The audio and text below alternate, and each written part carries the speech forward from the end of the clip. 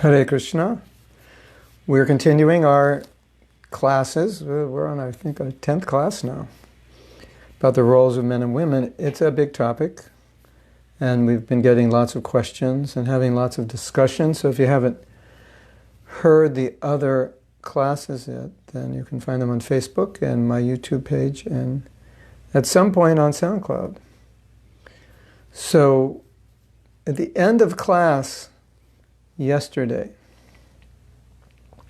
a question was asked by one woman, Satyarupa. She asked, how do you know if a man is protecting you or a man is possessing you? I thought that was a very good question, and I was thinking about it this morning, and I had a couple more answers. One answer would be that protection is meant to make you happy. So if a man is possessing you, which means controlling you, in a way that is unhealthy for you, then obviously you would feel controlled, you wouldn't feel happy.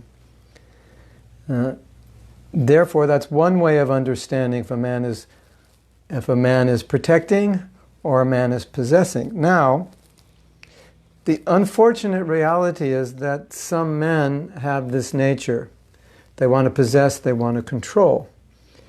And they utilize Prabhupada's words to empower that. The man is in charge, the man is intelligent, and so forth. So that's a big red flag when you are looking for a husband, that they may utilize Prabhupada's words to not protect you, but in the name of protection, to possess and control. Jai Garuda Prabhu Ki Jai. I've been staying up late listening to your lectures. It's all your fault. You're keeping me up at night. So, Garuda Prabhu can speak all these things much better than I can, so I'm praying for his empowerment. A man protects a woman in various ways, as we have discussed. And a woman feels happy when she's protected. That's natural. She doesn't feel happy when she's controlled. Now, as we've spoken of previously, all of us are different. Therefore, some women want more control and some women want less control. So your question, how do I know possession, if it's possession or protection, will also depend a little bit on what your needs are, or the kind of person you are. But the desire to control, obviously, is the conditioned desire why we are here in the material world. And it's definitely a red flag when you're looking for a husband, if you see that tendency. And a double red flag when he quotes Prabhupada to validate mistreatment. And that's unfortunate, but that's the reality of the material world. It's not exclusive to ISKCON. It is very common. And just for your understanding personally as well, if I have some dysfunctional tendency and I'm not aware of it, and then I read in Prabhupada's books that men should do this or men are like this, etc., etc., oftentimes that empowers that dysfunctional tendency, because I think Prabhupada is condoning the way I'm thinking and the way I would want to act. See, Prabhupada said right here, women are this, men are this. And then that can escalate into abuse, verbally or physically or psychologically, which is psychological abuse is probably more common. Verbal abuse would come next, and physical abuse would come next. So, I think yesterday we were at the end of class, or part of the class, we were talking about how the unfortunate situation in which a man and a woman get attached, but they're the wrong couple. And once they become attached, it's hard to extricate themselves, because even though they see that there's incompatibilities, they still feel this emotional attachment. So that's why it's important in the beginning to understand more about the person. Now, ladies, I have to tell you something about male psychology. Men tend to be very nice when they want to attract a woman. So just be aware that when you first meet them, they may be extremely nice, but later on they may not be nice, or later on they may show the exact opposite face. This happens. Once they catch their prey, they tend to show their true colors. And Partha and Uttama are marriage counselors, and they said something which I thought was wise. They said that it's very difficult to understand a person well unless you are with that person in a variety of situations. Because although they may act well in one situation, you may see another side of them come out in a more stressful situation, or in the work situation, or in various situations that we face daily where we have to just deal with stuff. And so she said, sometimes you will find that you don't like the way they're dealing with certain things, that somebody they suspect has cheated them or treated them unkindly, and they get very upset and they start yelling, and then you've never seen that side. You say, oh. Or there's some situation and they hit somebody and you think, well, maybe I'll be next. So it's necessary to understand as much as you can about the person, and knowing that in a religious organization, some people use Shastra to further their own personal dysfunction because they don't want to admit its dysfunction, and they want to be seen as functional and dedicated to Prabhupada. And admittedly, some people do this totally unknown to them, and some people are a little more conscious of it, but it's not healthy, and so you want to stay clear of that. So possessiveness is the need to control, and I've seen many men do this to women, treating them like they're 11 years old, 10 years old. You can't do this, you can't do that. And I've never really seen a happy woman that is that much controlled. Women are happy protected, so there's a line between protection and possession, and you may have to explain that line to a man, well, in your case, Sadhyarupa, to a potential husband. You may have to explain that when he goes over the line and say, I don't feel that as protection, I feel that as control and possession, and it's I can't deal with that. It's not helping me in my Krishna consciousness and not helping me in any way. So, now we have comments on this first point already. This is a common problem, I believe. So, Katie has a lot of comments because she's been in this situation. 2 times, I think. This is true, common attitude these days, using Shastra and abusing Maya. So I say that both as a warning to you and as a warning to you, don't do it, and a warning to be aware when other people do it. We have to understand, as we said yesterday, Shastra is going through your mental system, it's going through your head, and therefore it's coming out of your mouth. Is it coming out of your mouth the way it was supposed to be understood through your head? Or was it properly digested, or is it coming out as indigestion, and therefore not actually what Shastra is saying, not actually what, the spirit of it or the essence of it? So that's a reality we have to face. And so sometimes devotees will say, well, when a senior devotee is preaching and they say something which doesn't seem right, how do I know? Well, just raise your hand and say, Maharaj, you said this, but could you explain this? Because that seems that Prabhupada said A, B, and C, or meant A, B, and C. And sometimes, although some of you may think this is strange, but sometimes you'll hear something and maybe you don't have the philosophical acumen to know whether it's correct or not, but it doesn't feel right. You hear it and say, that just doesn't feel like Prabhupada, or that doesn't feel like what a senior devotee would say about this. And then you may want to question it, or question, if not the speaker, question another senior devotee. When so-and-so said that in class, that just didn't feel right. So it's not that we can trust our feelings in every situation, but often when something doesn't feel right, it doesn't feel right because it's not right.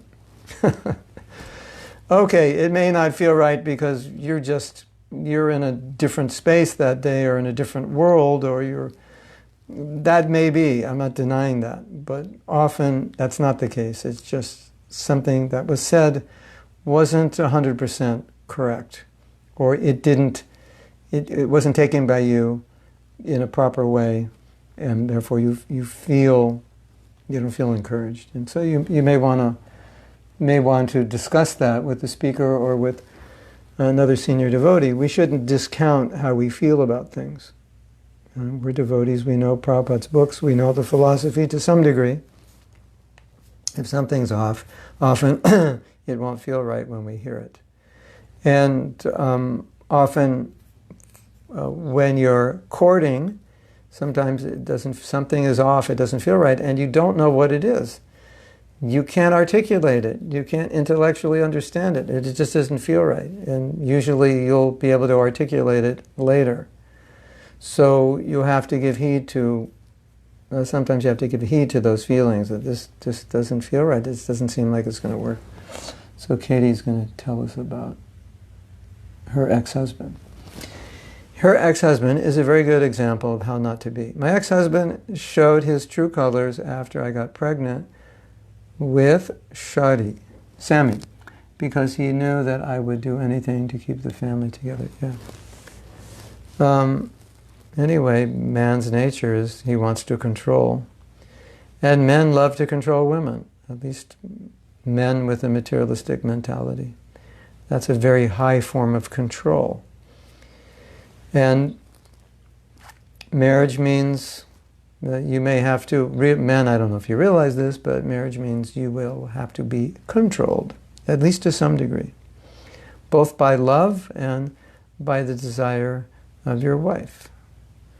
If you want to be totally 100% in control of your life and make all your own decisions and not have to compromise and not have anybody tell you if you've done something wrong, then don't get married, because that's what's going to happen. If you think, man, I'll get married and I'll be the supreme controller of my family, well, that's not exactly how it works. Now, you might find a woman who very much wants you to be the supreme controller, but still, she has her own desires, which you'll have to satisfy. Prabhupada said, to make a woman happy, food, jewelry, clothes, and kids. That's what will make her happy. So men, if you don't want to give her all the nice food, nice jewelry, nice clothes, and nice kids, it's your duty. So when you get married, these things are just part of your duty, whether you like it or not. So it's compromise right from the beginning. Now, in theory, when you get married, you should be willing to give those things. Otherwise, why would you get married?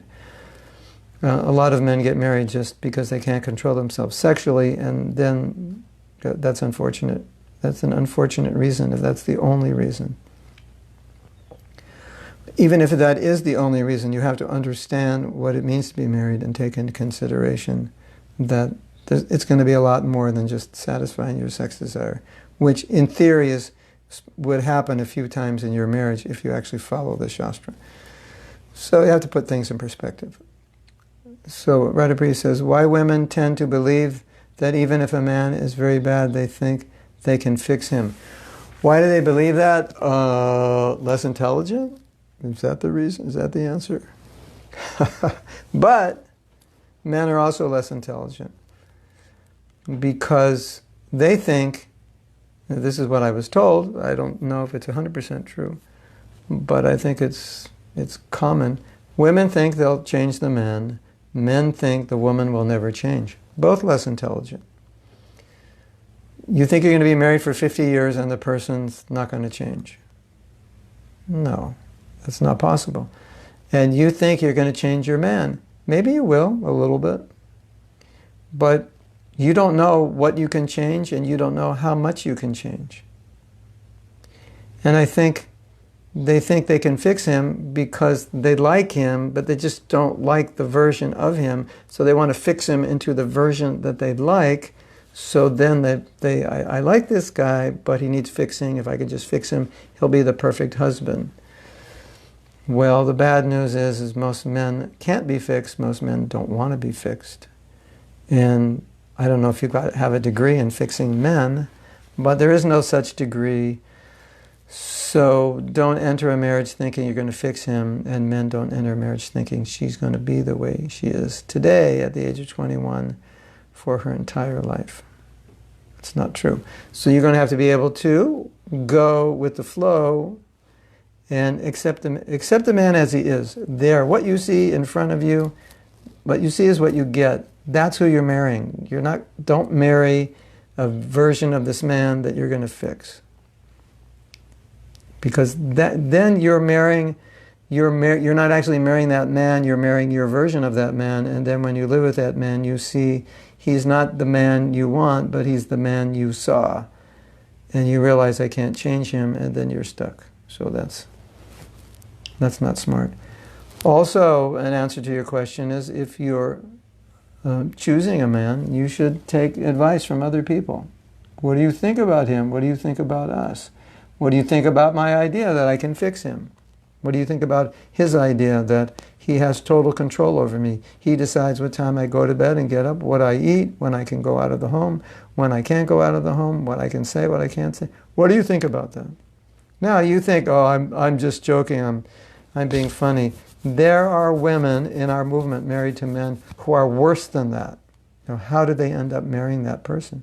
They didn't ask anybody about that person. I think that's one of the big mistakes. I met this person, he's very nice. Have you asked anybody about him? Do you know anyone who knows him? What's his history? No, he's a nice, but I don't, he's a nice guy. Well, okay, he's a nice guy, no problem. Has he always been a nice guy? Does he have tendencies not to be a nice guy? So, these things are important. And Katie says, replying to Radhapriya, that's how it is in fairy tales, and women want to have their own fairy tale, but most of the time it's because relationship in the beginning was so good and they don't realize that it was for the time being.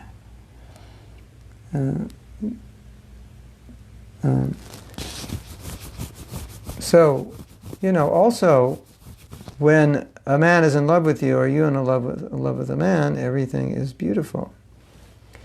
But when the hormones wear off, then you actually deal with reality. So all I'm saying is, while you're infatuated, try to be realistic, because the reality will hit you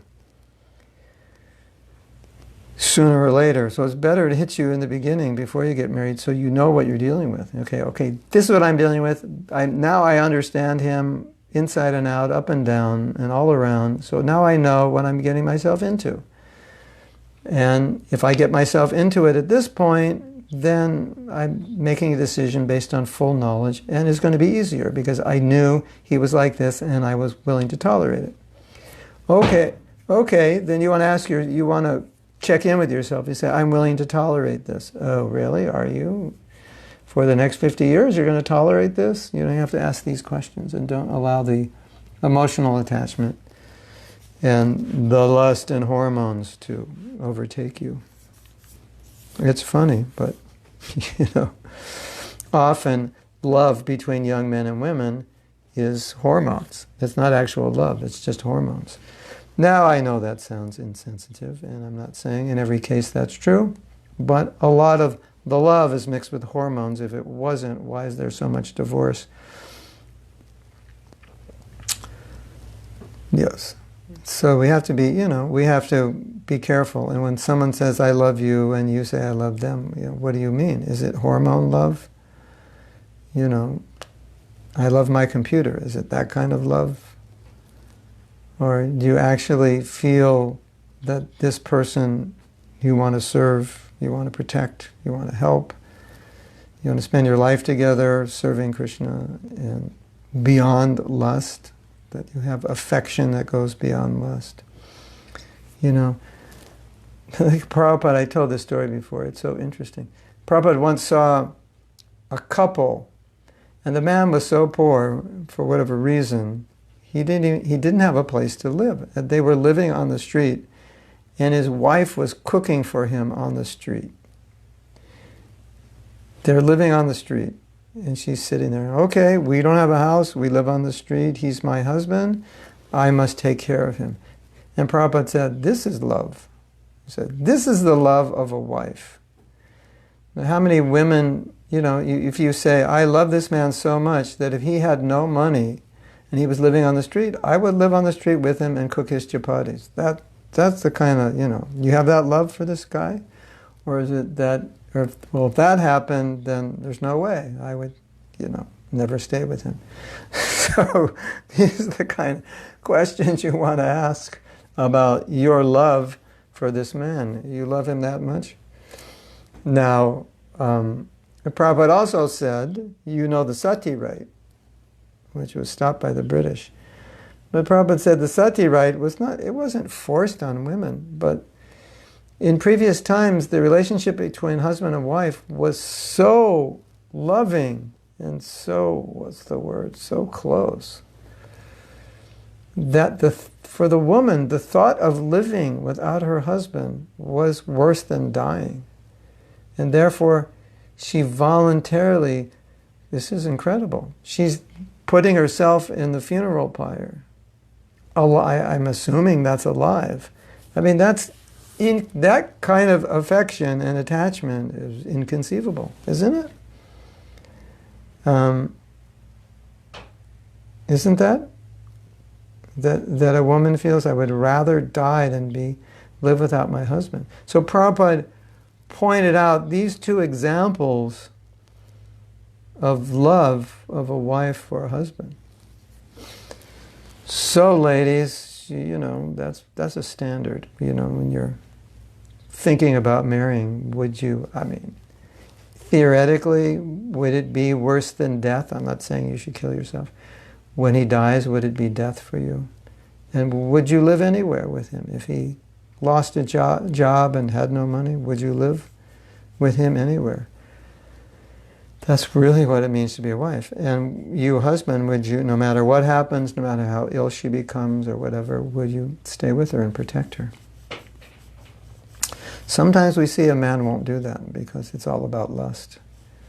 And when she no longer provides that sexual satisfaction, he doesn't need her, and that's unfortunate. So you don't want to become a sex doll for a man, because he'll get rid of you after a while. When you're a little older, he can get a new sex doll. So these are things to look at. So Radhapriya says, I would like to have known all these things years ago. Yeah. Well, if you would have listened to my series on marriage, I think a lot of this was in there. Yeah, I have a series on marriage. I have another series on men and women. So, yeah, it's there on SoundCloud. It will help you.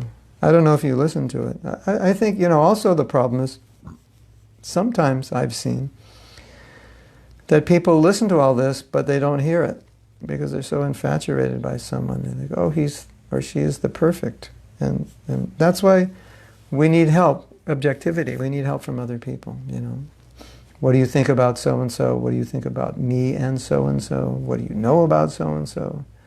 Who do you know that knows so-and-so? It's not like you're looking for something bad. You just want to make sure there is nothing bad. And if there is, you want to find out and talk to him about it, or find out more about it, just so you understand, right? Yeah, well, I like this guy, he's very nice, but we found out that he's got violent tendencies, that he had been in jail for beating his former wife. You probably want to talk about that, or you might not want to talk about it and just tell him you're not interested. Yeah.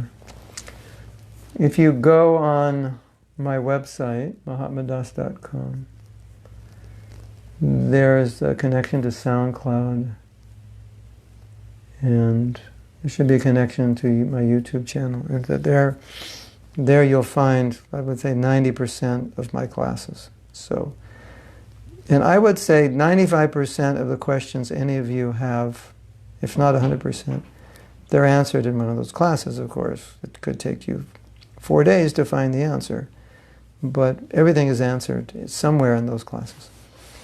So Sadhyarupa is asking, is So it's controlling on the part of the woman when they want to fix a man. Depends how much you want to fix and what you want to fix. When we say women are demanding, does it mean controlling?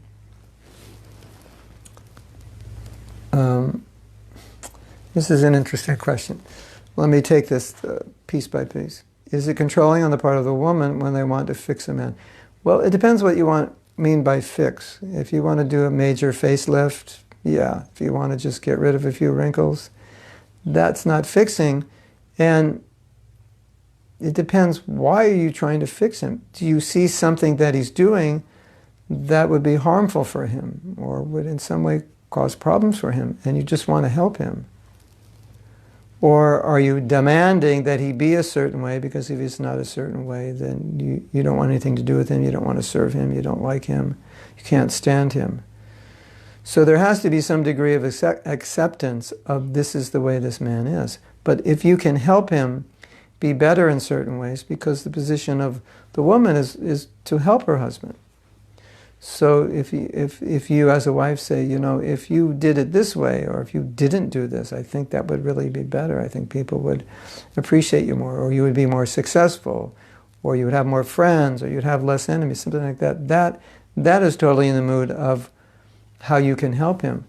But if you're trying to fix him, and it's too extreme, and that's the only way you can accept him, that, yeah, he's going to, whether or not it's controlling, one of the questions is he taking it as controlling? Because if he's taking it as controlling, it's not going to work well. And so sometimes you just need to talk about it and say, you do this, I feel like telling you this, but I'm afraid you'd be upset if I said it, but I think, it's important to talk about it. So this is how mature relationships go. But controlling is more demanding. You must do this or else, from a woman's position. Yes, is it demanding if a woman wants children? No, that's normal. If she wants a house? No. There are things which are normal, which if a man sees as demanding, then there's something wrong with him. These are, it's like, my wife's so demanding. What's she demanding? Well, she asked for prasadam. I can't believe it. She's so demanding. So some men are like that. They don't understand. So the wife is asking for kids, nice house, nice clothes. That's normal for a woman. And they think she's so demanding. No, that's just normal. But they're beyond what is normal. You must do this or I leave you. Yeah, that's demanding. If you don't make $150,000 a year, then you're never going to see me again. Or if you don't buy me this, you'll never see me again. What man would want to live with a woman like that? And that woman has control issues. So, both sides of the coin exist. Katie says, I had a Christian client, elderly gentleman, whose partner died last summer.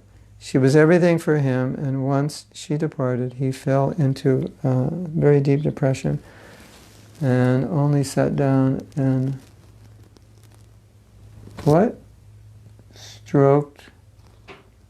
smoked the whole day. What did he smoke? When I spoke with him about it, he said that he's doing it so he can die early and be with her in heaven. Wow. There it is.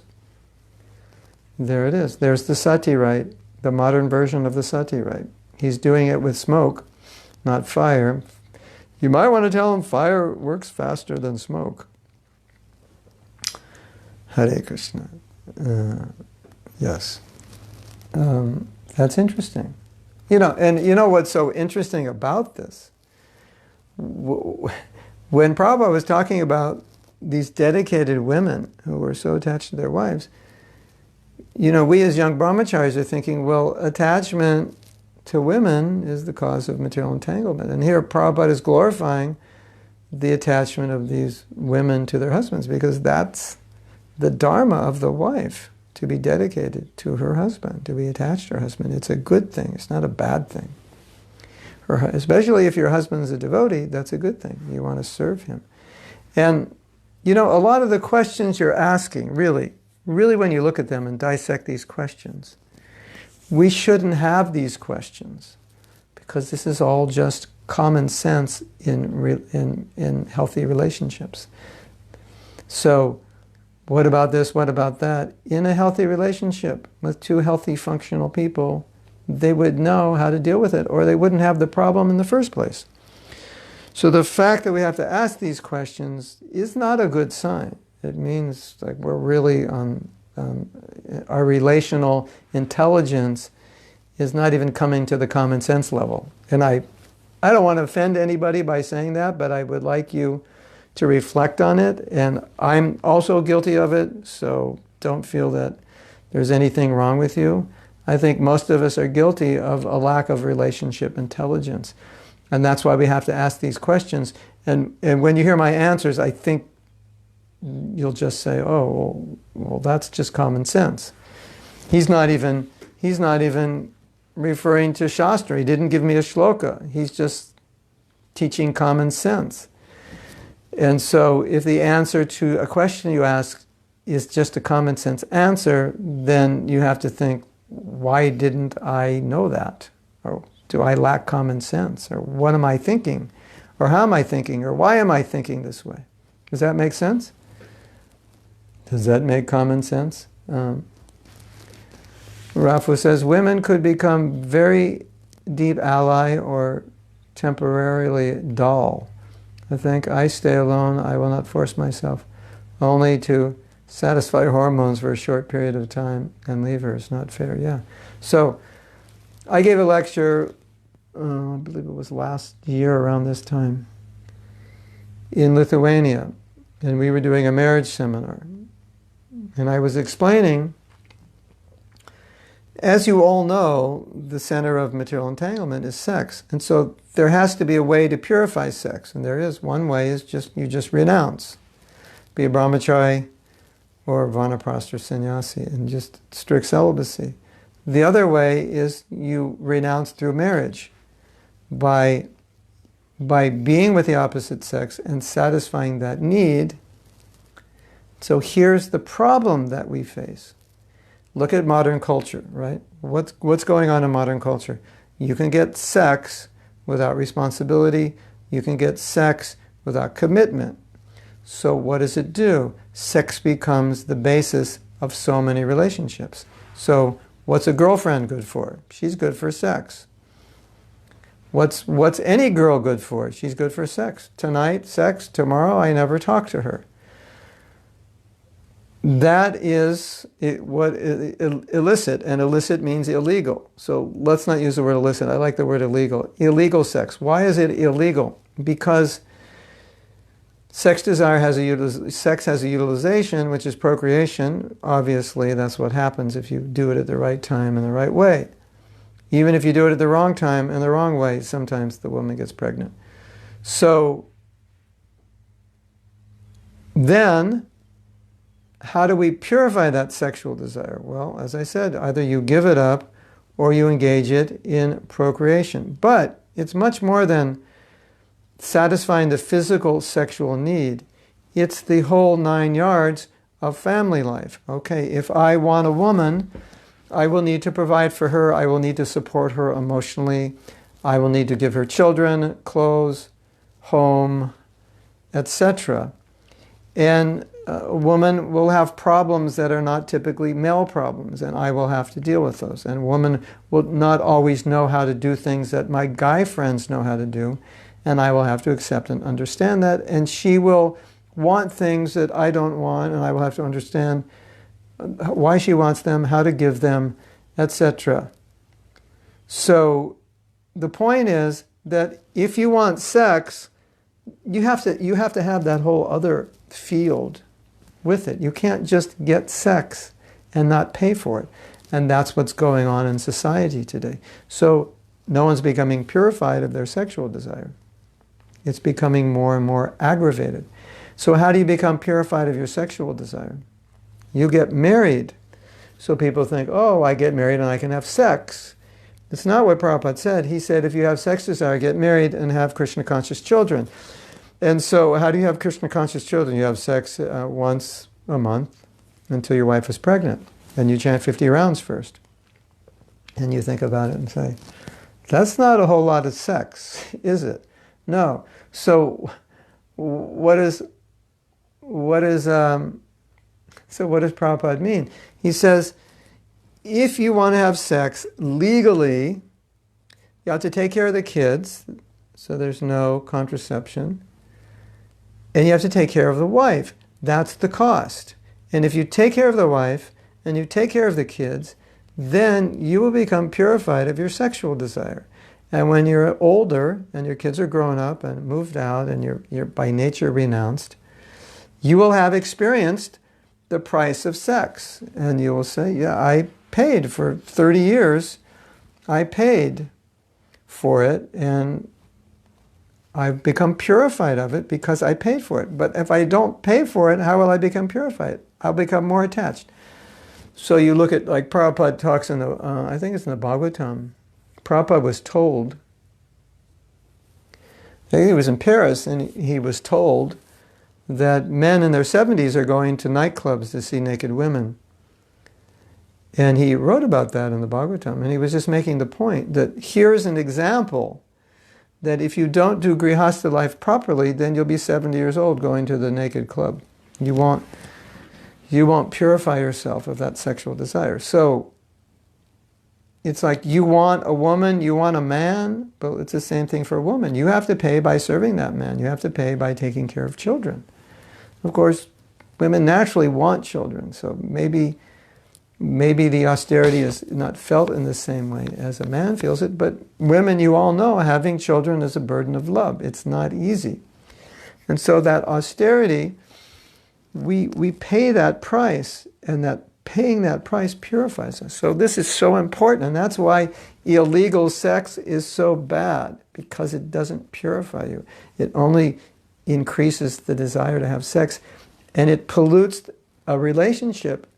If you want to have a relationship with a woman which is pure, and you've grown up seeing women as sex dolls, all I can say is good luck in marriage. There's going to have to be like a major transformation in your consciousness of how you deal and see with women, and a reality check that this is like a huge responsibility. If you want to be footloose and fancy-free and just get up and go wherever you want, whenever you want, don't get married until you're at that point when you're ready to confront the reality that this is not an inexpensive enterprise. I'm going to be working 10 hours a day, 5-6 days a week, not on Sankirtan, but in an office somewhere. Now, if you can find a job you like, where you can support yourself on book distribution, more power to you. I'm all for it. Or open a restaurant and so forth. But most gṛhasthas are not working jobs that they really love. If you are, you're fortunate. But that's the reality. And that's how you become purified.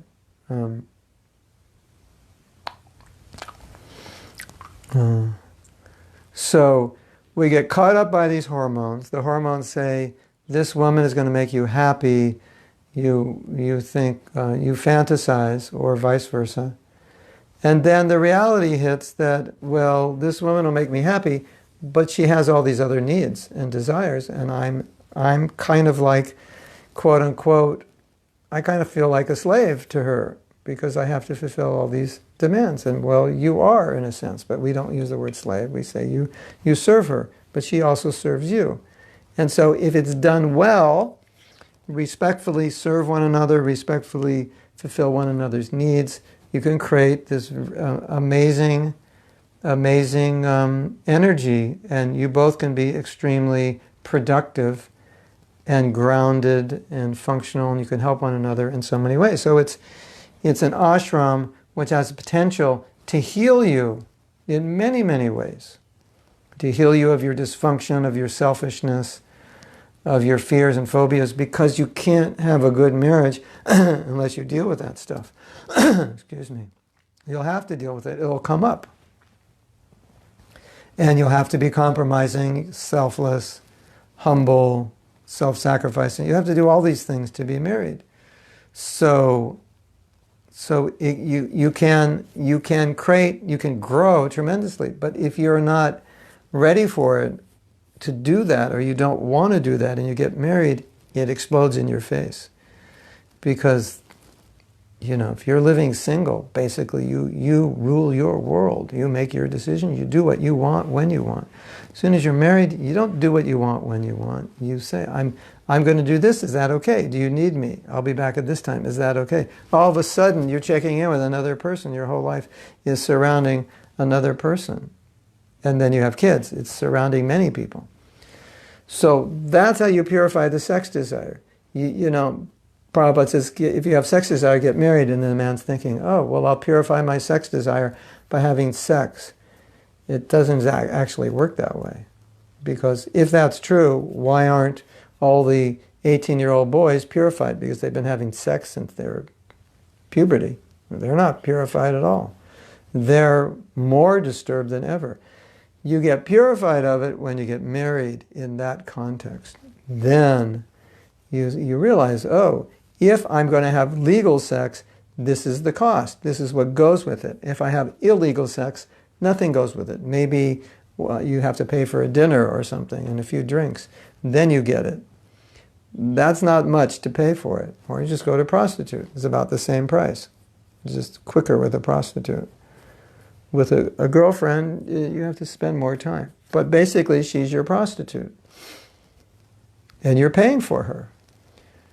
So when you do it properly, you don't do it when you're not married. You do it within marriage, and you pay the price. And that's how you become purified. And if you don't do it that way, you may not become purified unless you have the intelligence to detach, or the nature to detach, and you don't really need it. So that was what my class was about, and I think it's a very significant point, because no one can detach themselves from sexual attachment unless they properly go through one or more of the āśrams, and for most of us it's going through gṛhastha ashram as necessary. For most of us, most devotees need to go through the gṛhastha ashram to purify themselves. Not all, but most, at least especially in the West. So, Katie says, we're totally degraded. It's not only about the common sense, but also about what women allow and how men deal with the allowance. Yeah, the more you allow, the more they'll take. Guys nowadays would shut a door in front of a woman's face. And, yes. Guys, you understand what she's saying? That you're not a gentleman. You'll just walk in and shut the door rather than open it for her. Guys, men used to do that. They used to open doors for women, help them put on their coats. You go first. I always do that. I've been trained up by my wife to do that. I always do that.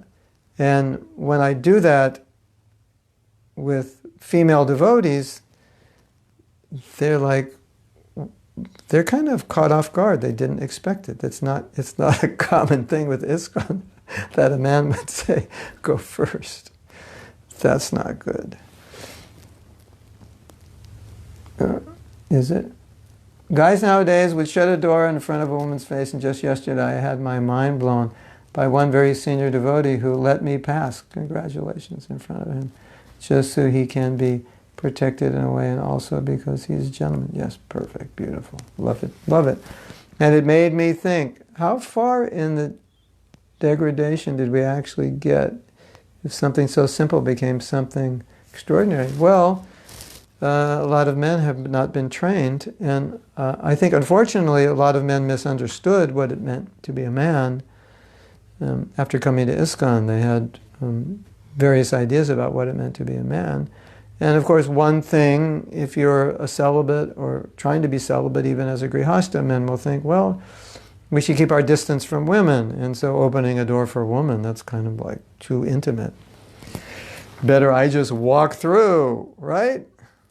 And I don't have to, that way I can be in front, I don't even have to see her. So there's all this kind of, subtle conditioning that acts on some men, and obviously it doesn't act on all men, but it's a reality that we're facing. And As I was saying yesterday, a lot of the class yesterday was about the difficulty in understanding and applying a philosophy and culture that is foreign to our samskaras. And so it's not easy to do this. And therefore, a lot of times when we learn about the culture and the philosophy, we don't know how to deal with it in a common sense, balanced way. And it can come out looking a little strange. Katie says, I can't decide what's worse, 70-year-old men in strip clubs or 50-plus years old brahmacharis running after getting a job and wife. Well, let me explain the 50-year-old brahmachari getting married. There's always been very intense stress on men being celibate and being renounced as a simpler way of living and an easier way of living. They can dedicate themselves 24/7 to spreading Krishna consciousness.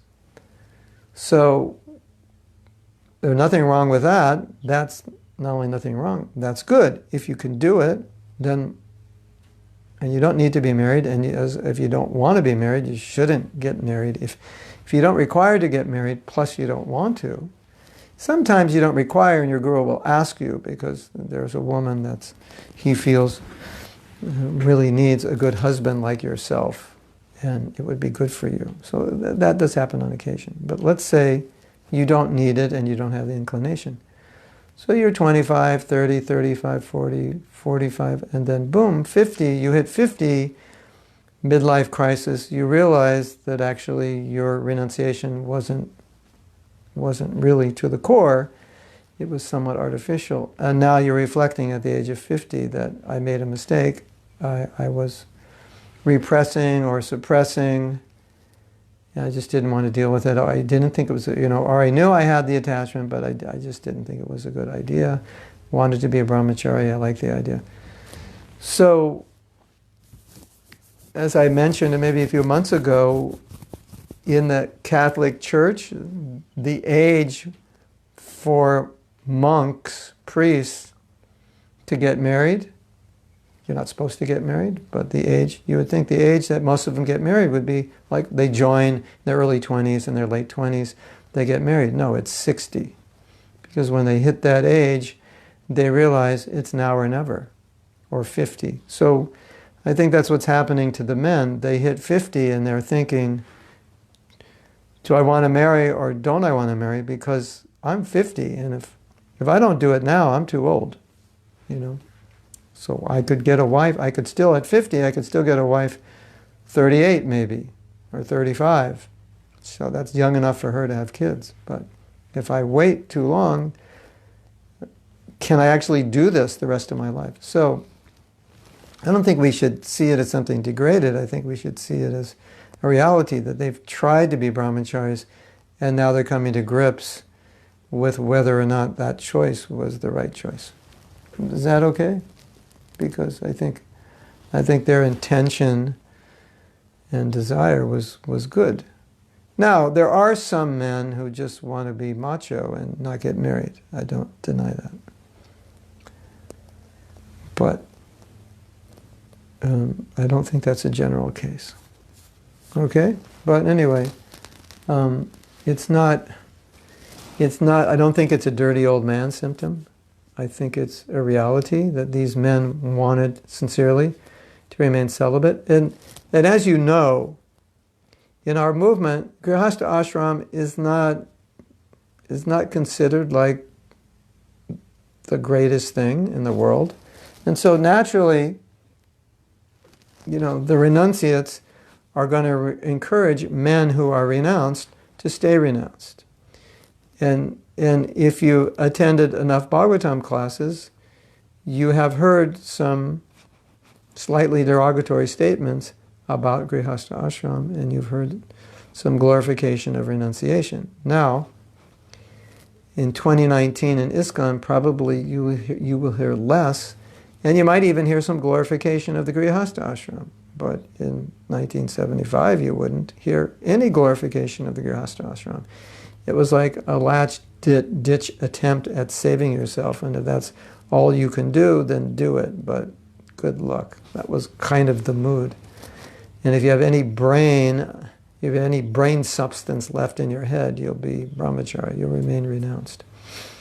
I was kind of, okay, I'm exaggerating a little bit, but that was kind of where it was at. And so naturally, if you're a man and you're hearing that constantly, and even if you're not hearing it today, if you're an older devotee, you did hear it.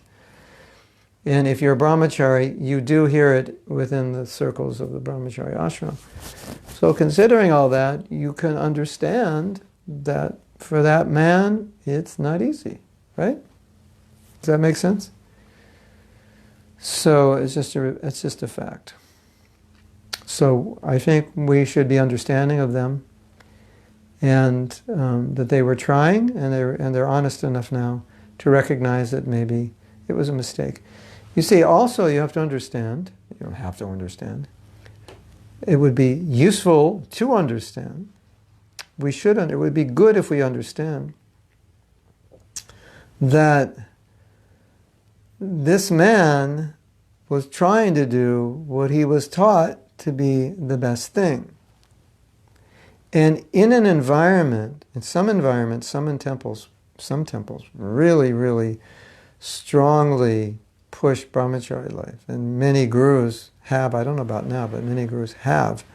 So if you're in an environment in which, and this is why obviously we should push brahmachari life, but you don't want to push it in a way where a man who may need to get married cannot decide to get married because the culture doesn't really allow him the freedom to think of it to think of it in a healthy way. What am I trying to say? I'm trying to say is that, let me say what I'm trying to say. Okay? Just let me say what I'm trying to say, all right? Just hold on. Okay. Just being funny here. So, you're in a culture, and a culture values something. And you value it also, and you want to try to live up to that value. But there's another side of you, maybe a smaller voice inside of you, that doubts whether you can live up to that. But because the culture is so strong about this value, that voice is being deafened or dampened, or whatever the word is. Deafened means you don't hear it at all. Dampened means you don't hear it much. So one or the other is true. You understand. So maybe this man who's now 50 couldn't hear that inner voice because the culture was saying, this is glorious what you're doing, and why would you want to get married, and how are you going to preach, and you're just going to be working, you go back to school, how you're 50 years old, how you're going to make money, etc., etc. So that inner voice that maybe was there 10 years earlier is hard to hear within a culture when everyone's pushing you in a particular way. And that is a challenge in being within an organization which in, how do I say this? It's a challenge being in an organization in which the philosophy is not always presented in a balanced way. Because if it's presented in a balanced way, then that man would not be in this situation. He would be able to consider both sides freely without guilt or shame and make a decision. But if it's not presented in a balanced way, it's more difficult to do that. And for some people, it's impossible to do that. They can't hear their own inner voice because the voice of the society is much stronger in a particular way. Now there are individuals who have different psychology, who do hear their inner voice and who don't really care what anybody says. That's a certain nature people have. But not everybody has that nature. And as such, so therefore, you can look at these men and think, probably they had this intuition, but the culture wasn't fertile for that intuition to grow into a realization upon which they could act. And now at this age, the realization has become so strong that maybe I should have been married 20 years ago. Now they're hearing it. It took coming to the age of 50 to finally be able to hear that and acknowledge the truth of it and be able to push aside all the other cultural influences and just say, no, I need to do this. So, does that make sense? I think it does, doesn't it? So, this brings up another point. This is why in our movement we need balance. We need to be able to encourage people according to where they're at and not push them into anything that's artificial. And then you might say, well, how would anybody know whether that was artificial for this man or not? Well, we as leaders are supposed to know. I remember this devotee joined, and he was studying audiovisual, so he knew a lot about music, engineering, and anything audiovisual. That was his major, and he became a devotee. And so then he became brahmachari, Sankirtan devotee, and he liked Sankirtan, but not that much.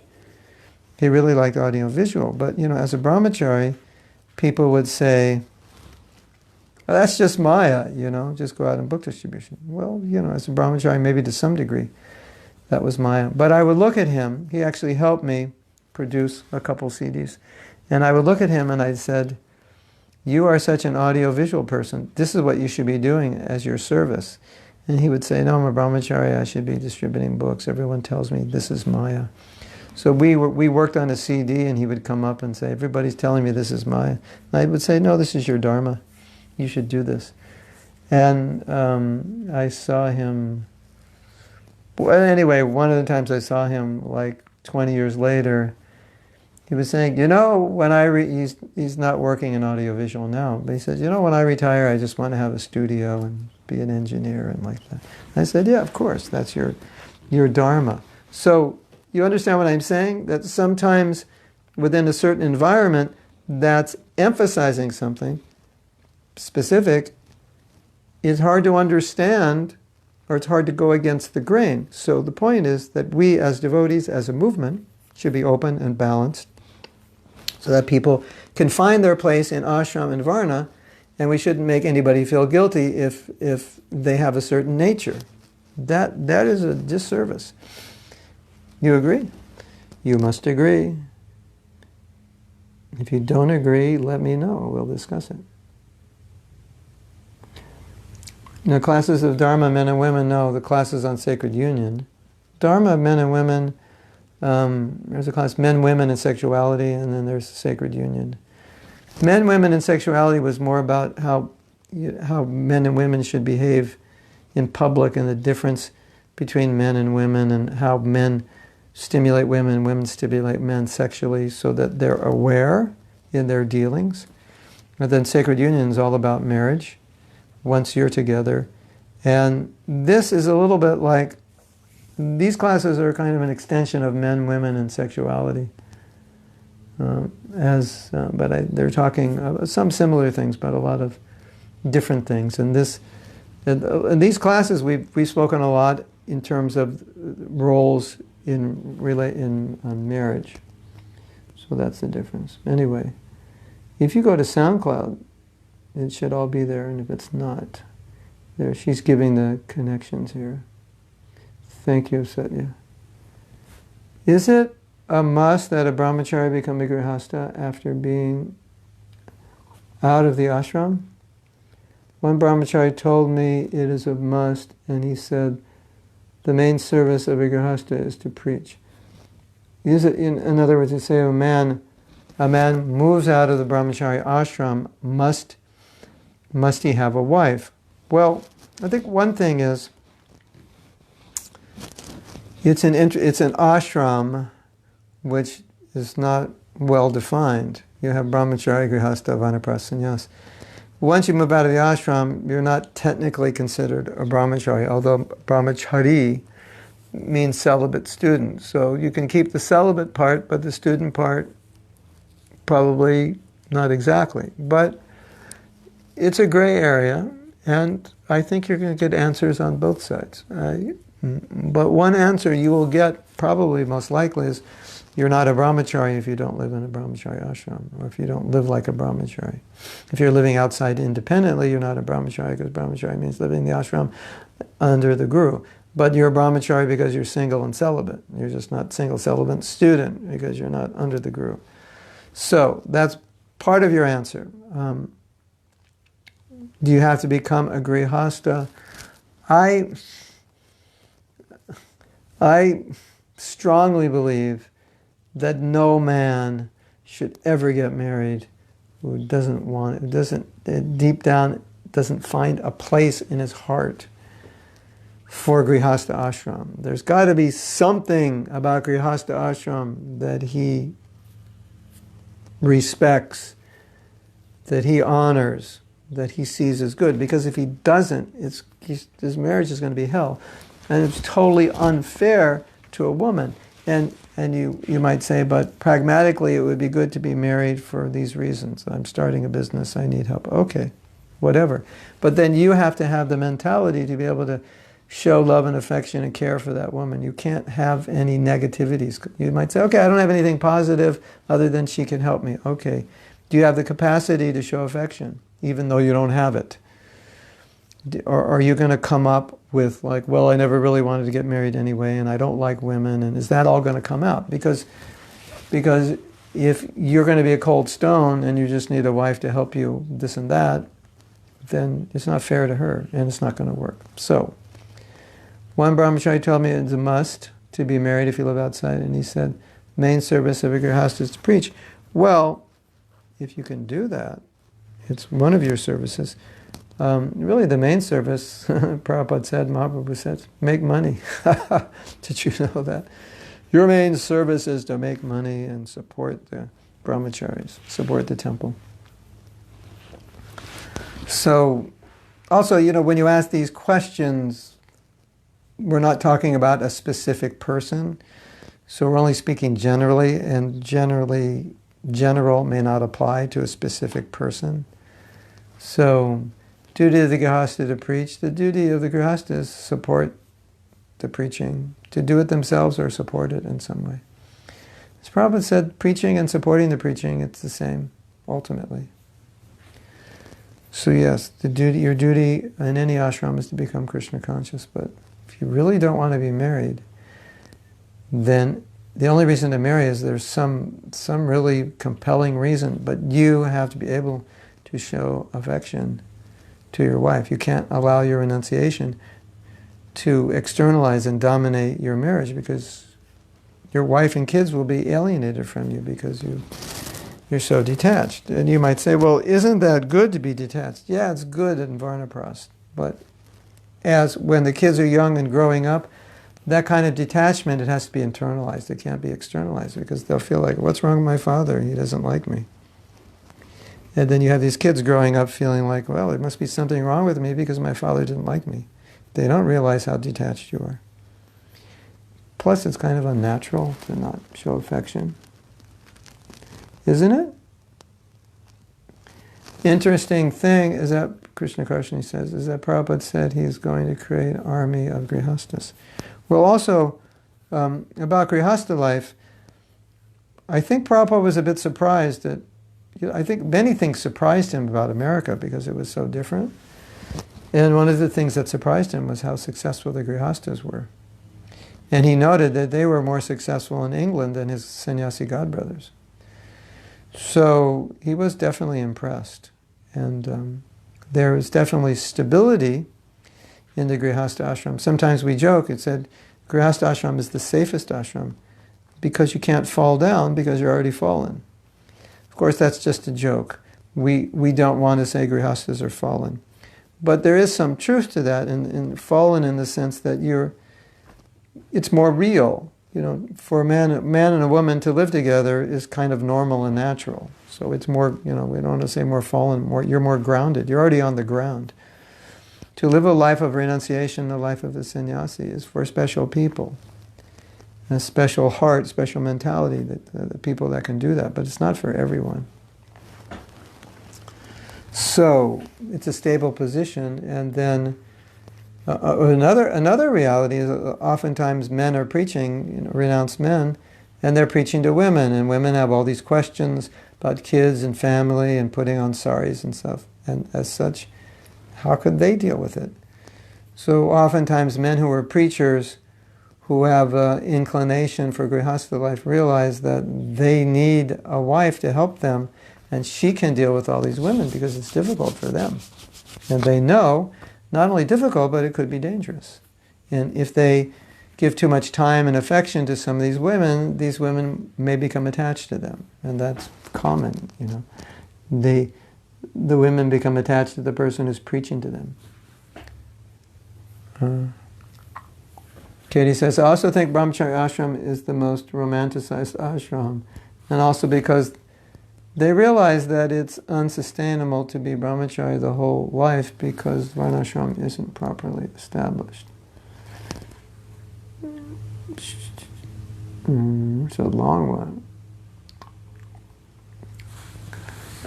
Our varnashram is not properly established in ISKCON, and then when they get old, they have no one to take care of them in their old age, so they definitely need to step into the higher ashrams, be gṛhastha or sannyas. Yeah, I mean, this is a consideration for some men. You know, they're renounced. It's like, well, what if I'm old and sick? You know, they're going to kick me out of the temple?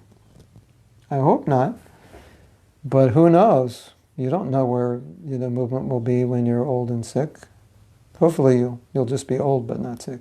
Sannyasis have it best because their disciples are taking care of them. Yes, the best they can. But brahmacharis are stuck. Bhaktisiddhanta Maharaj was very concerned about this because he didn't like the fact that he had special privileges, that he was being taken care of so well. So, yeah, it's definitely a concern. And it's a concern of the movement that, you know, people who dedicate their lives should be taken care of. And movement is going in that direction. But at this point, you know, there's no guarantee in that, so that is a consideration. And yes, gurus are taken care of, sannyasis are taken care of. We should all be taken care of. I mean, shouldn't women and children be taken care of? Shouldn't elderly be taken care of? Isn't that part of Vedic culture? You know, in the early days, Prabhupada let women with children live in the temple. He said, take care of them. They've come. We can't turn them away. So he wanted to give shelter. Later that became a problem for the management financially and other ways. But that was many women, single women with kids were living in temples. I don't know many, but some. Okay. Yes, he's about 50, quitting brahmacharya ashram to enter gṛhastha ashram. Yeah, so better late than never. Anyway, Prabhupada had I think his last child Prabhupada had when he was 50. So, you know, it just means that, yeah, it just means for the next 20, 25 years you'll have a family. So, what can be done? It's a lesson to learn that men who want to be brahmacharis should be realistic about it. And their leaders should be realistic. And if they see tendencies that would indicate that it will be difficult or impossible for them to remain brahmachari, that should be discussed. Either they see the tendency or their leaders see the tendency. Yeah. I understand your point about culture, society, voice against own nature. Yeah, so that's a problem. I've seen it. You know, these are problems which are inadvertent consequences of preaching. You know, you have to preach the philosophy. But where I think we go wrong is if we preach the philosophy in an unbalanced way, in which we're focusing too much on one side of the coin. Then people feel pressure to move to that side. But by nature, they may be inclined to the other side. So if you preach both sides, it enables people to consider. I consider this side, I consider this side. Where am I at on this continuum of renunciation or attachment? And where do I need to go? So if we preach that way, it enables people to be more realistic about where they are, where they're at, and do what's necessary without feeling guilty or shameful about it, which can often be the case, which may be a reason that men may not decide to marry. If Rafu, where are you from? Are you from Poland? Whereas you have a devotee name, and I can't see your picture, so I don't know who you are. Maybe I know you, I don't know who you are. Who are you? Tell me. The mystery Rafu. Who are you? Where are you from? So, now I forgot what I was saying. What was I saying? Rafa, what was I saying? Culture, voice against your own nature limits. Yeah. So oh yeah, what I was saying is that sometimes you have this situation, you're in this culture, where if you're a brahmachari, especially you're a leading brahmachari, and you want to put on white, or you do put on white, there's backlash. And it's not love and kisses. It's like, why did you do this? Or you let us down, or what's wrong? Or worse, everyone's thinking, what's wrong with him? Does he have a girlfriend? Or, you know, and a lot of brahmacharis lose faith in their own brahmacharya when they see another leading brahmachari get married, and I've seen this. It's so interesting. All right, I have to tell you something. This is so interesting. There's a phenomena in ISKCON. There's two phenomena I've seen. I don't know how common it is, but I've seen it more than once. If a senior respected brahmachari puts on white, you will find it has a domino effect, and many men will put on white. Because those men felt they needed it, but they couldn't do it. Born in Poland, yes, that's what I thought. Many men felt they needed it, but they couldn't do it because it was too embarrassing. And so once that brahmachari did it, and he's a leading senior, it enabled them to do it. So isn't that's kind of unfortunate, isn't it? That you have to, the only way you could admit that you want to be married is when some senior brahmachari does it. Maybe we should do a fake. In every temple, tell the senior brahmachari to walk in the temple with white, and see how many people put on white the next week. That would be funny, wouldn't it? You know, you see like, you know, half the brahmacharis put on white, and then the next week he says, that was just a fake, I'm not getting married, but I did it to empower you to not be ashamed to do it. Wow, that would be amazing. And I've seen another thing. This is also strange. A very, very beautiful woman becomes a brahmacharini, and within the next month or two, a lot of men are wearing white because they want to marry her.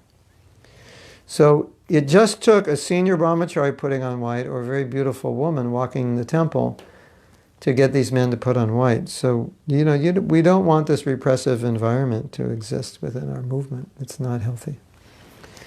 And so you all understand why men may act this way. So, you know, we want to be kind on them. And we don't want to suspect that every man who's a brahmachari is suppressing his sexual desire. That would be bad and wrong. Don't think that way. Although that may be true for some, it's definitely not true for all of them. And if a man wants to be a brahmachari and he's doing a good job and he's actually detached, we respect that, or we should respect that. And we shouldn't think, oh, he's artificial, he needs to be married. Maybe that's true, but maybe it's not true. It's definitely not true for everyone. Sukumari agrees. Good. Now you're my friend, Sukumari. As long as you agree with me, I love you. There are actually people like that. If you don't agree with them, they don't like you. They don't want to talk to you. They don't want to look at you. They will look the other way when you come because you don't agree with them. Isn't that interesting?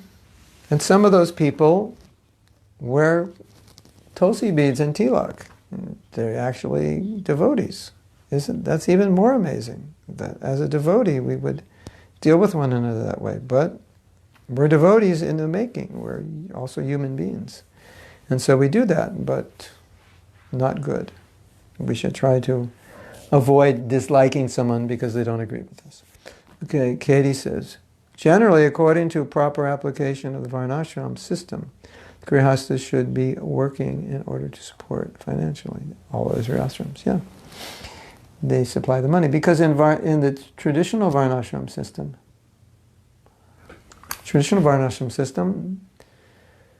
the Brahmins weren't salaried. They were supported through donations from the kings and the gṛhasthas. The kings were supported through taxes of the labor of the gṛhasthas. the Shudras were taken care of by the gṛhasthas. So the gṛhasthas, that's why Prabhupada said Mahaprabhu said their service is to make money within the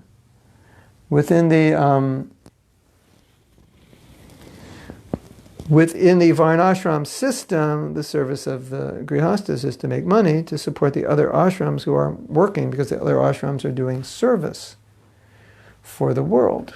So Brahmins, they serve, and whatever money they get, they live on.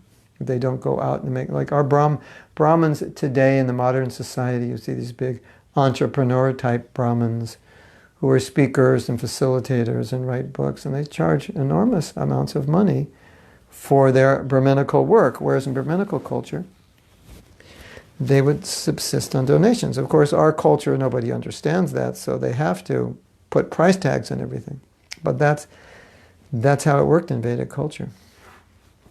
And where was the money coming from? It was coming from the gṛhasthas, because the gṛhasthas and their children were the ones who were learning. And gṛhasthas composed of most gṛhastha, Vaishya especially, composed most of the, Vaishya and Shudra composed most of the society, and so they're supporting. Yeah, so gṛhasthas, work hard, make a lot of money, support Krishna consciousness. If you have too much money, you don't know what to do with it, just send me an email. I will help you. I will help you. I already have spent in my head about $50 million. I have all the projects. So you just give me a call, I'll tell you where to put it. There's no problem. Having a lot of money is no problem. That's our duty. Those who can make money, it's their duty to make money and spend it for Krishna. And when you make money and spend it for Krishna, that money will give you so much pleasure. It's incredible. When you give money to Krishna, you feel so happy. When you give money and buy a new car, you feel happy for a few weeks. But when you give money to Krishna, whoa, it's ecstatic. Sukumari says, you spoke about a man not really wanting to marry deep down, being cold, etc. Does the same thing apply to women? And how? Yes, I look at it this way. Let's say, as a woman, okay, I can't speak for a woman, but maybe this is hypothetical situation, because I've seen it. Like, a woman needs a man. That's natural. She needs protection. But she doesn't want children. And a man wants children. And the man should know that when she gets married. I don't want children. Are you okay with that? So, so it's kind of like, I want marriage, I want the man, there's just some things I don't want. Or the man says to the wife, I want you, but I don't want kids. Or I don't want A, B, C, and D, I just want E, F, and G. Is that fair? Is only fair if he explains that to the woman, or she explains it to the man, and the spouse to be is okay with that. Now here's the problem. Sometimes they're okay with it, and 20 years later they're not okay with it, because they didn't realize they wouldn't be okay with it 20 years later. I have personal experience, and I've seen that with many, many people. What they think they're okay with at 25, they're not okay with at 45. So keep that into consideration. So my point is that if I'm going to enter the gṛhastha ashram and I don't really want to be in it, and I'll speak for myself. Let's say I want to enter the gṛhastha ashram. And I realize I need it because I'm not pure, but I really don't like women. I don't like hanging out with women. But I'm not renounced enough to just remain brahmachari, or just the lifestyle of a brahmachari is awkward. I don't have independence. I want to have my own home, and I'd like to have a woman who will cook for me and wash my clothes and keep the house clean, and basically that's all I want. Is it fair on the woman for a man to do that and say, I really don't like woman, really? And the woman might say, well, maybe you should just hire a maid who will give you a kiss once in a while, and she'll cook and clean and do your laundry. That's all you really want. And he might say, that's a good idea. Do maids kiss? Well, maybe you can pay her extra. She'll kiss you. I say, well, that would be good. I think I'll do that. Yeah, I don't really want to be married. Of course, we're joking here, but a lot of times it's like that. I just want the wife, but I don't want the wife.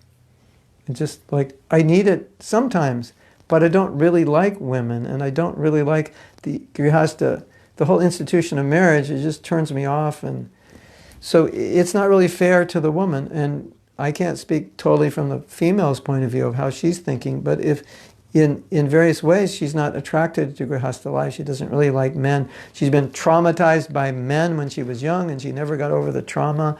And just to get close to a man, she kind of gets nervous and sweaty and she can't think straight. Is she really like the right woman to be married?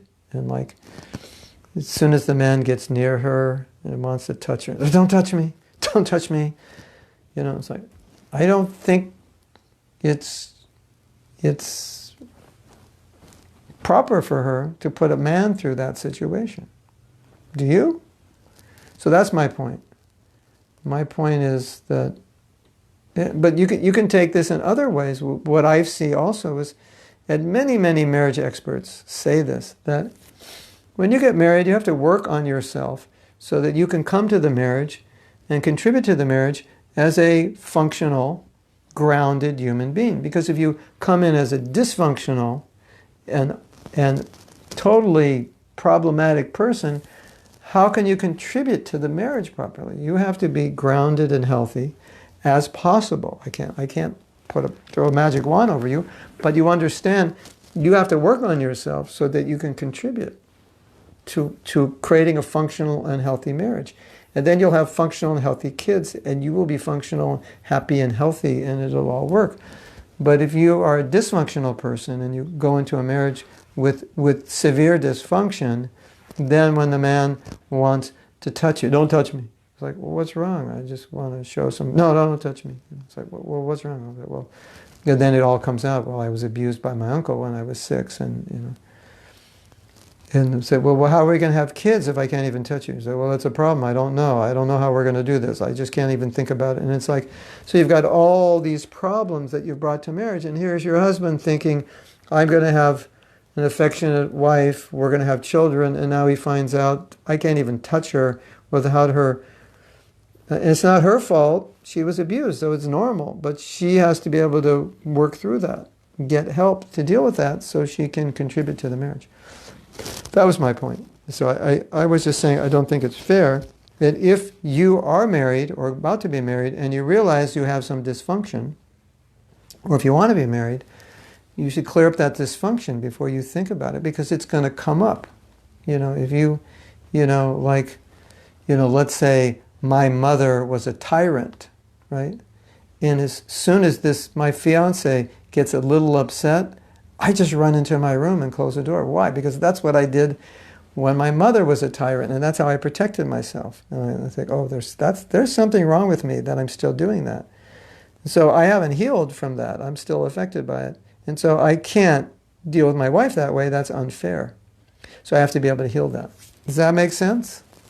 I think this is super important, because from my experience, so many problems in marriage are coming from the dysfunction of one or both of the people. That there's not really a problem, but it's become a problem because they have a personal problem. It's not that the other person necessarily is doing anything wrong. It's just they have a problem, and they don't know how to respond to what the other person is doing because it hits them in the wrong way. It triggers them from some past trauma or whatever, past something, or just triggers your nature. You can't handle this. But the person really is not doing anything wrong. So I think that's something we have to be aware of personally, and we have to be aware of when we're looking for a partner. And if we can help that partner and say, I know, it seems like there's some trauma you have over physical touch. And I don't know how to ask this, but were you abused? Because this seems like a symptom. And then she says, yes, I was. And said, well, we need to get help for this. So you don't attack, but you support. Say, well, this is really important because this is really important for you, and it's important for our relationship. And if she's willing, and say, are you willing? We want to make this relationship work, and I think this is what you have to do. Are you willing? And if she says yes, very good, then do it. If she says no, that's going to be a problem, and you may not want to go forward until she is ready to deal with that. Polish tour of my Guru Indraduma Swami right now consists of 99% gṛhasthas. Amazing. We have 2 brahmacaris here. Wow, times have changed. That's amazing. Wow. Take off the summer and go preach. Yes? With your guru. Fantastic. Okay. So, my dear God brother,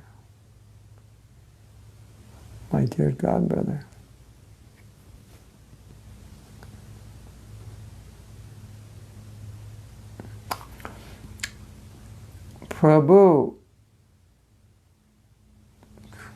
this Pragosh, my God brother Pragosh, the amazing devotee Bhaktisiddhanta, he says, this might be helpful to you and your listeners. I suggest reading it carefully out loud. It is beauty.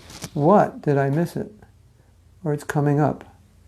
Here is Srila Bhaktisiddhanta, the subject of Vaishnava marriage.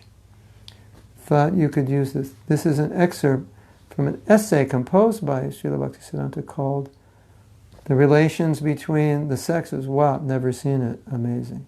Marriage vow according to Srila Bhaktisiddhanta. Seymour. Okay, let's read it. This is... I never have seen this. I didn't know we spoke about it. The cardinal principle of gṛhastha āśrama is that no one may be the owner of any property or service of another. Beautiful. Everyone is only a servant whose activities are ever in the service of the Lord. Similarly, the sole object of everyone's service is the only master, only friend, only son, and only consort is Krishna. Marrying and giving in marriage do not give rise to any rights of a master, either to the husband or to the wife.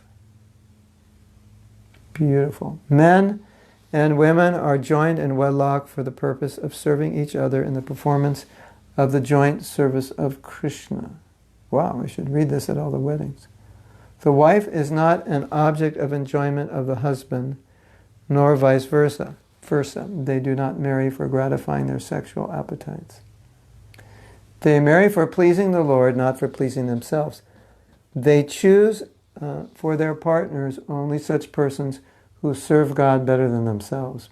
Yeah, exactly. Not for sexual reasons. They offer themselves to be accepted by their partners for the favor of being allowed to share in their superior service of Hari.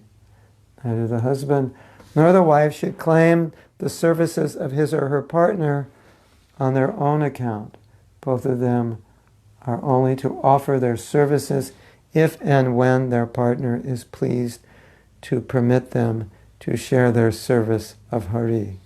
Which means, when you're asking for service, you say, could you do this? Would it be okay? Please. Thank you. Not, you're duty-bound to do this because I'm your husband, so I don't have to say, please, just you do it. I order you. None of them can force their partners to serve them. This system of household discipline has its roots in the joint worship of the household deity by the members of the household. So the household deity is the proprietor and the master. The reason why the Guru does not ordinarily ask any person to enter the state of wedlock is that it is very rare to find anyone in this world who is willing to regard his or her wife or husband as worthy of his or her unconditional services. Oh my God, this is amazing. Thank you so much for sending this. This is, however, exactly the only relationship between husband and wife that alone can be sanctioned by the Guru. Oh my God. Can you email that to me? I want to put that on Facebook. That is amazing. Thank you so much for sending. Now, that's incredible, because that is not the way that many gṛhasthas enter the gṛhastha āśrama. Hare Krishna. Wow. That's the original, exactly as he said it. Wow. That is amazing. I'm so happy to read that. If ever I attend a wedding, not if ever, I'm sure I will, I want to read that. And I want to send that to the husband and the bride and the groom. That's fantastic. And actually, I want to send it to everybody now. Thank you so much. Hare Krishna. That that statement, why don't you recommend wedlock? Because I can't find anybody. who's qualified with that mentality to just serve and not be the master. Wow. Yeah, you could. If you forward the whole essay, then I can send that out on my Facebook page to my mailing list, and I do a daily video. I can read it. We can talk about it. That's just amazing. I love it.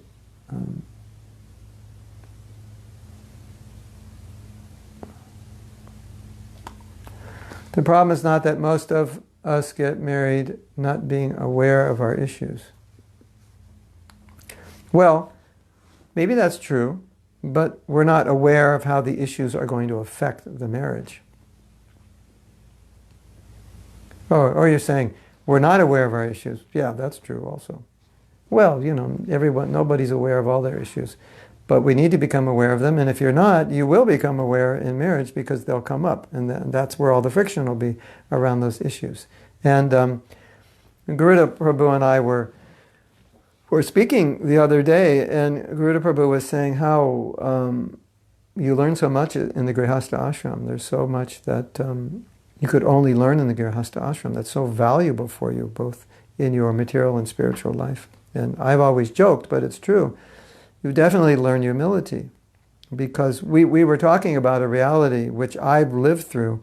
I was made a temple president at a very early time in my Krishna consciousness and at a very young age. And then after temple president, I became Sankirtan leader in different temples, and then again temple president, and then again Sankirtan leader. So from the age of 20, I joined when I was 19, and from the age of 20, I was in charge of people. And in those days of ISKCON, when you were in charge, everybody actually did what you asked them. Can you believe it? That was the culture. Who's ever in charge, we just do what they say. Yes, because you're in charge, you're the authority, I do it. And so, basically, most of my life as a devotee, I was in charge of something, and people did what I said until I got married. Then she didn't always do what I said. And this is not a criticism. I'm saying this brought me into the real world where not everybody does what you always say. And you have to adjust, and you have to be corrected by your wife or your husband, and you have to adjust to their needs, which has helped me tremendously in so many ways. Be more humble, be more real, and be more introspective, because there's someone there who's saying, you have this nature or tendency. So, no, this is a different Pragosh. He's a disciple of Prabhupada. The world famous Bhaktisiddhanta Pragosh, whose association I am missing. Pragosh Prabhu, are you going to come to Mayapur and bless us with your darshan? That would be so nice. So many devotees will be there in February. It'd be so nice to see you there. I will be there. And I don't think I'll be going to New York anytime. Pragosh, you are the star of the show today. Okay, so we didn't get to read today, as we didn't get to read yesterday, but these topics are important, I think, for all of us to understand, because we want to create a healthier culture. Now, here's the last thought. If we analyze what we're talking about, a lot of what we're talking about, the problems we're talking about, come from ignorance, or come from a culture that reflects ignorance, or come from a culture that doesn't reflect a balanced understanding of gṛhastha ashram or any ashram. And so it's incumbent upon us as teachers to understand a topic as fully and in as balanced a way as possible. Otherwise, we create a culture which is lopsided, like gṛhastha ashram is bad, or all renounced ashrams are bad. Neither of them are bad. They're all good. And then you have to understand why they're good. So this is so important, because we as teachers, any of you who will teach, and also as exemplars, which we all are, we are adding to the culture of function or the culture of dysfunction. And so if we are somewhat dysfunctional in our attitude about anything, it tends to become part of the mass consciousness of the culture of our local temples or projects. And therefore, when people come, they start to think the way we think. And if we misunderstand something, we think wrongly, or we think in an imbalanced way, there's a tendency for them either to think in that way or them to leave ISKCON because it doesn't make sense. And so, why do you all think this way? This is wrong. I've seen both. Probably you've seen both also. Either people adapt to it, they think, oh, I must be thinking wrong. This is the proper understanding, when in fact they had the right understanding and we didn't have the right understanding. Or they're smart enough to realize we were off and they weren't, and they say, I don't want to be part of an organization that thinks this way. Now, I'm not saying all temples think wrong about everything. I'm just saying, heads up, maybe we do. Maybe you want to look at it. Do we have dysfunctional attitudes about anything? And if so, we need to correct them, because if we don't, we will pass it down to the people, the next generation, or the new devotees, and they will have somewhat of a dysfunction. Now, there's another thing to be aware of, which I'm sure you are. In a young devotee's reading of Prabhupada's books, they can misunderstand a lot of things. And so those things need to be cleared up in the local temples by the senior devotees. Sometimes the senior devotees do not clear them up, but the senior devotees inadvertently, by the way they preach, don't realize that a lot of people they're preaching to have certain misconceptions, and the way they're preaching is actually fueling those misconceptions. They don't realize that because they may not understand what those misconceptions are. So we need to be more sensitive and aware of what misconceptions are floundering around in people's hearts and minds, and so that when we preach, then we don't foster misconceptions, but we destroy them. And the devotee is asking, what is the topic? Well, we started out talking about possessiveness versus protection. And then we ended up talking about the male-female dynamic and dysfunction in marriage and our own dysfunction. I think when you came along, we were speaking about our own personal dysfunction and how we can bring that to a marriage, and how that's irreverent to our partner if we don't take care of ourselves. And then Pragosh Prabhu presented this beautiful letter or speech or article from Srila Bhaktisiddhanta about how marriage is all about service of Krishna and service of one another, and how that's so difficult for people to serve one another. And then we're also talking about āśrama. What is the definition of men, brahmachari, and why some brahmacharis at 50 want to get married, and how in our temples we have culture which may not allow men or women to really see where they're at because the culture is pushing them in a certain direction. But they may be by nature in the other direction, and they can't, either out of guilt or just out of intuition, can't really see what direction they need to go in because the culture pushes in a specific direction. So I'm saying the culture should be balanced. The culture should, as a teacher, as a preacher, we have to explain the whole 360 degrees.